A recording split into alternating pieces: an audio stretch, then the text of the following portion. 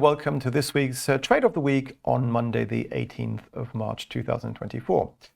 I've got a lot to cover. So about a month ago, we went short the S&P 500 at around 5,087, I believe, and we had a stop loss in place at 5,200. And as you can see here on the daily chart, we haven't been stopped out despite the S&P 500 continuing to rise.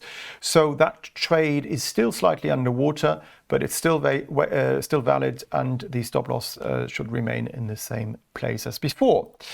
And then what we did, we also went long euro dollar and did so at 108.44, I believe, at the end of February. That one is still profitable. If you haven't cashed in your profit on that trade, maybe you could raise your take profit order to just below Friday's low at 108.70, thereby cashing in a small profit in case of you getting stopped out on that one. And then last week, my colleague Chris Beecham went long the US dollar versus the Canadian dollar. And you can see here he did so around the 200-day simply moving average at 134.81. And that is currently in profit. So here you could move your stop loss level to break even, making it a potentially risk-free trade.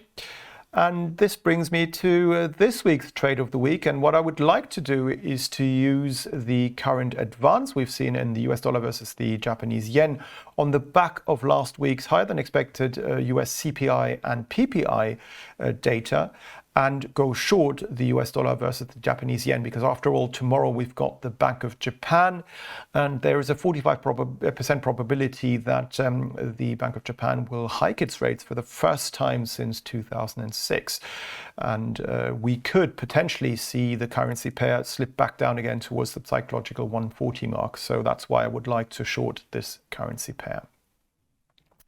So this week's Trade of the Week is to go short dollar yen at around current levels with a stop loss above the previous record highs, around 152 yen, with a downside target of just above 140 yen.